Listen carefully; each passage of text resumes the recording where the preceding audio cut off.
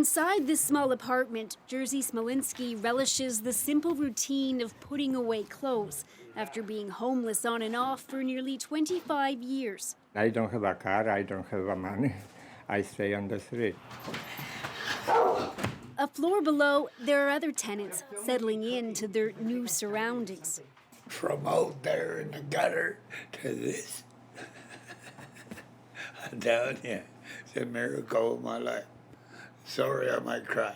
I'm just a little sentimental. But not everyone who was offered one of these 78 units in the Vancouver neighborhood of Marpole eagerly accepted. At least 5 that actually turned down living in these units because they were afraid of the protests and the opposition, and they weren't sure if they were going to be safe. Protests began as soon as this project was announced last year. Residents, worried about tenants with addictions and criminal records, went to court arguing they weren't consulted enough and that the buildings are across from an elementary school. There's lots of places these facilities could be built. They don't have to be built so close to the school. But it was, and more buildings will follow in other communities. This is the first of several modular housing projects that will be built in BC over the next 2 years. The goal is to build 2,000 apartments for the homeless. These buildings are being constructed on vacant land, and they can be easily disassembled and moved in the future.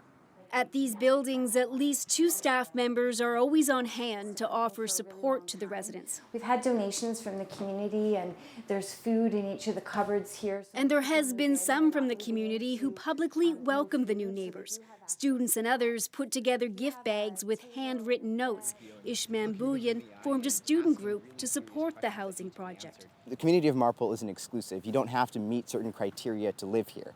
But tension remains. These signs were found staked in the ground in front of the buildings after some tenants had already moved in. But here, I think the location is totally wrong.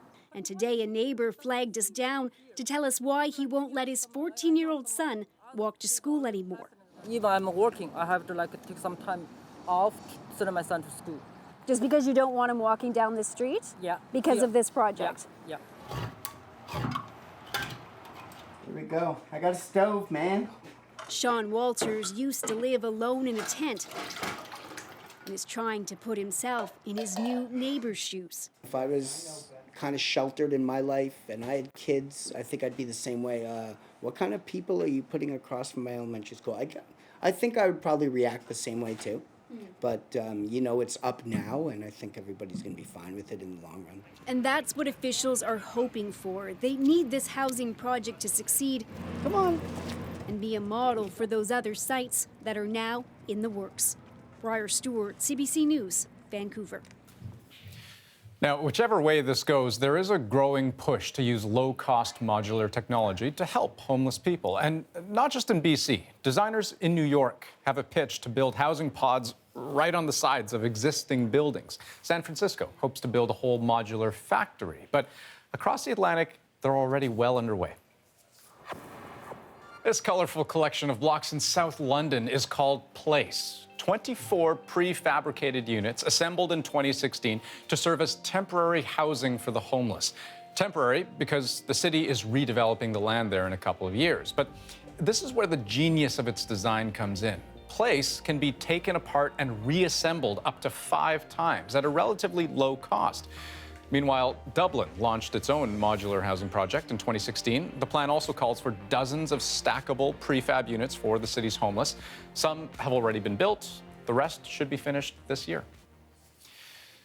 Now, of course, it'll take time before we know whether Vancouver's modular housing program will work. But there is evidence to suggest that properly housing the homeless is simply the better option. Not only safer, but cheaper, too, especially for those living with mental illness. A 2014 study by Canada's Mental Health Commission looked at the costs associated with homelessness in 5 Canadian cities. We're talking Vancouver, Winnipeg, Toronto, Montreal, and Moncton, New Brunswick. Researchers found that for every $10 spent on fixed housing, the public saved almost $22 on other services, like emergency shelters, hospital visits, and police calls. And consider this, those very cities spend on average almost $50,000 per year per homeless person with a mental illness on all those services that person might need.